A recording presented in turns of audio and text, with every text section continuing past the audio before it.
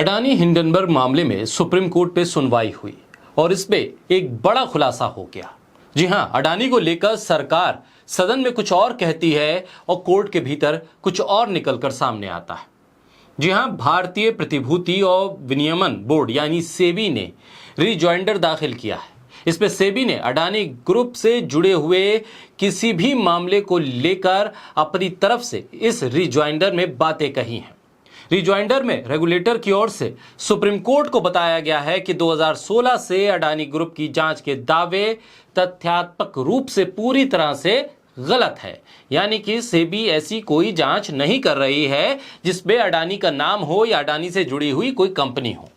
Court में दिए गए एक हलफनामे के मुताबिक अडानी ग्रुप की कोई भी लिस्टेड कंपनी इस दौरान सेबी के जरिए की गई जांच का हिस्सा नहीं बनी है, जबकि 51 कंपनियों की जांच सेबी कर रही है। इसमें अडानी का नाम नहीं है। बोलता हिंदुस्तान पर मैं हूं आपके साथ मिर्जा शाकिर अली बेग। सेबी ने सुप्रीम कोर्ट में नया हलफनामा दायर करके बता दिया कि 2016 से सेबी की जिस जांच का याचिकाकर्ता हवाला दे रहे हैं वो जांच दरअसल 51 भारतीय कंपनियों को जारी ग्लोबल डिपॉजिटर रसीद को लेकर की जा रही है। इन कंपनियों में अडानी ग्रुप की कोई भी कंपनी शामिल नहीं है।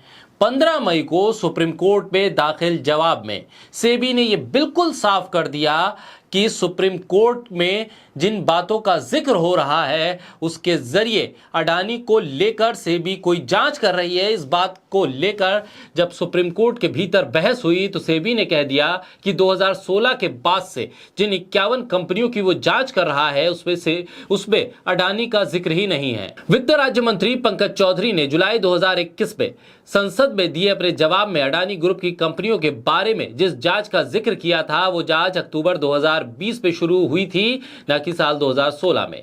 ये जांच पब्लिक शेयर होल्डिंग नियमों के उल्लंघन को लेकर हो रही थी। दरअसल सुनवाई के दौरान याचिकाकर्ता की ओर से प्रशांत भूषण ने कहा था कि सेबी 2016 से अडानी ग्रुप की कंपनियों के खिलाफ जांच कर रही है और कोर्ट में सेबी का जवाब संसद में सरकार के पेश किए गए जवाब से बिल्कुल उलट है।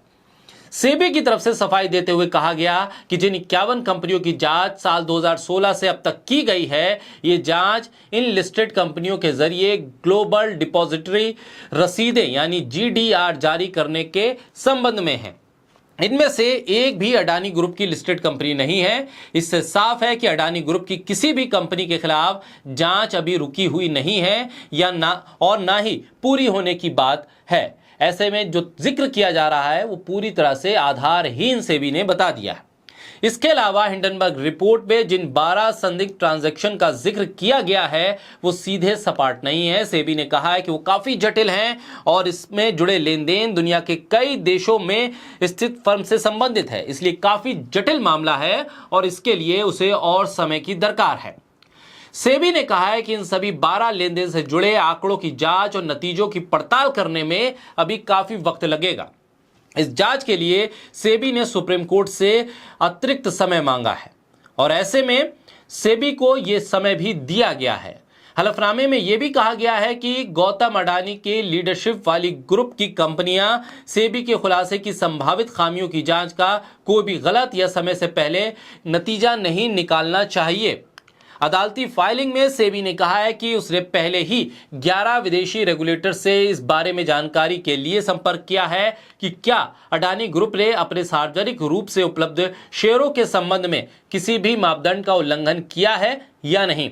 यानी अडानी को लेकर जिस जांच का जिक्र किया जा रहा है उस जांच को सेबी ने नकार दिया, लेकिन सेबी ने यह जरूर माना है कि अडानी से जुड़े हुए जो 12 ट्रांजैक्शन हैं वो काफी जटिल है, लिहाजा सुप्रीम कोर्ट से उसने और समय मांगा है और यह भी कहा है कि इसकी जांच और पड़ताल के लिए वो अलग अलग देशों के रेगुलेटर से संपर्क में भी है।